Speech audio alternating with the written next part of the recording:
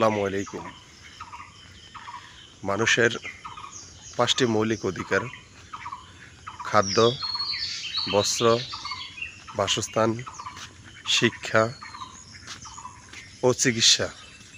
এই যে মানুষের ৫টা মৌলিক অধিকার, এই ৫টা মৌলিক অধিকার থেকে আমরা এই অঞ্চলের মানুষ, মানে শরীয়তপুরের এই যে শেষ বর্ডারের মানুষ আমরা যারা আছি, এক পাশে চাঁদপুর আর অন্য পাশে শরীয়তপুর।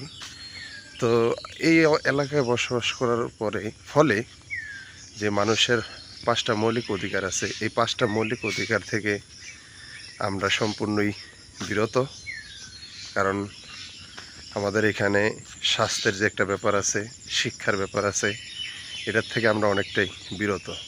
তো কিভাবে বিরত, তা আপনাদেরকে আজকে আমি এই ভিডিওর মাধ্যমে আমি তুলে ধরার চেষ্টা করব। কারণ আপনারা দীর্ঘদিন আমার কৃষিমূলক ভিডিও দেখছেন, কিন্তু আপনাদেরকে বলছি, একটা ভিডিওতে বলছিলাম যে আমাদের যে গ্রামের যে মৌলিক অধিকার বা গ্রামে থাকার যে একটা সুযোগ সুবিধা, তা আপনাদেরকে আমি এই ভিডিওর মাধ্যমে তুলে ধরব। তো চলেন।